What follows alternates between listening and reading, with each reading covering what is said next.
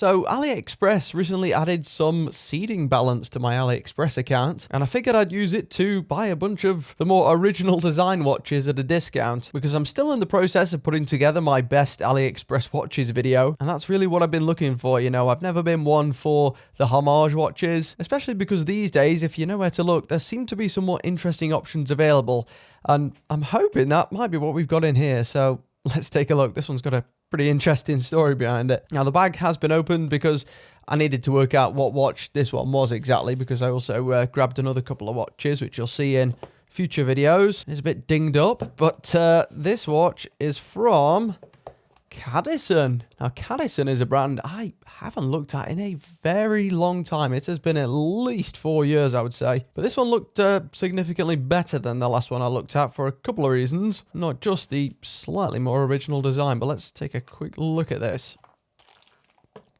Now, this one bore some definite resemblance to a bunch of other integrated bracelet sports watches that I've seen. And you'll see here exactly why. Cadison claims, from their wording at least, that they basically hired in a German designer to make this watch for them. Or at least that's what the wording implies. Not 100% sure, because sometimes there's a lot of broken English on these sites. I'll leave a link to this watch in the video description, by the way, if you want to check it out. And the decision to do that, well, it didn't really surprise me, because it's always been the weakness of a lot of the Chinese brands. It's not really been their construction or anything like that. They've typically always been pretty well made. It's the design work that's often held them back, at least in my opinion. And here it is, this sports watch from Cadison, and it's not quite integrated bracelet, I don't think. Yeah, looking at the back here, you can actually take the bracelet off this one. And at full price, this watch, I mean, it really isn't even that expensive at full price, gotta be honest. I think at the time when I ordered this, it was retailing for about £56 without discounts. So you could probably get it even cheaper than that. And for that price, I think this looks pretty good indeed.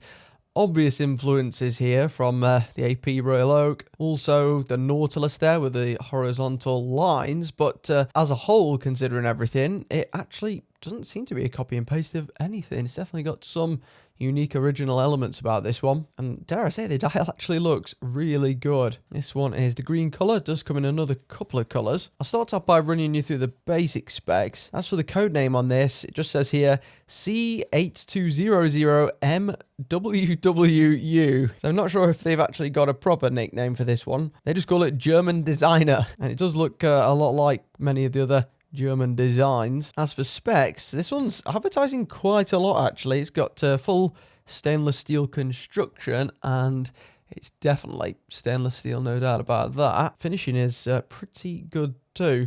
Doesn't look the best from side on, but from above it looks really quite good. And it's also got this solid stainless steel bracelet here. Definitely appear to be fully solid links throughout. And it also comes with this butterfly deployant clasp, which again feels fairly solid. It does have the limitation of no micro adjustment, sadly, with this method, because they haven't really put any tiny links in there or anything like that. You'll also notice in the back, it's actually automatic as well, which is quite surprising for this price. 10 bar water resistance, by the way. As for the movement, what do they say in here? It's supposedly an NH35A in the back, which is a Seiko movement. So certainly not bad at all for the price. Unusual case back there. Almost looks proprietary. That even looks different from the Rolex style ones. They also say, as you can see from here on the back, this is sapphire crystal reportedly, which we'll definitely do some testing on in a moment. I do think the watch is very good looking. Did notice, I think the dial is like twisted a fraction to the right perhaps, or a fraction clockwise. You can probably see that there. So it's not perfect. I mean, to be fair,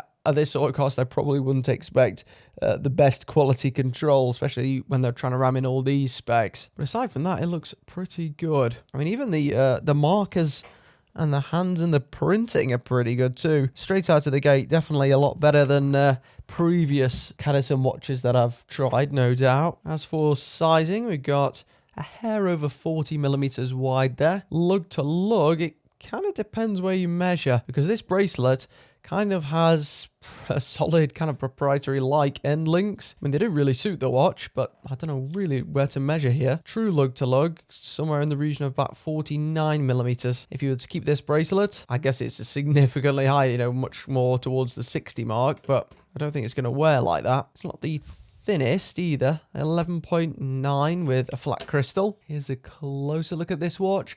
Reminds me in a lot of ways of that Addy's Dive sports watch from a while back, which also had the horizontal lines like this and was also somewhat of an original design. That one was interesting, but did suffer from really bad crystal glare. I think that one had like a domed crystal or something. Whereas this is flat, still not the clearest crystal there. I guess it probably is sapphire. We'll check in a second. But it's still much clearer than that Addy's Dive, so straight away it's probably a better choice. And that unusual bezel shape where it's just got the notches in the corners there does make the watch look quite narrow this way. Doesn't look quite like a 40mm in the hands. Pretty impressive though that this level of dial detailing is available at this cost full stop these days, even with caveats. This watch by no means is expensive. I'd love to know what you think in the comments section down below. This seems like a pretty decent release overall from Cadison. Let's test that crystal. So here we have two green watches side by side. We've got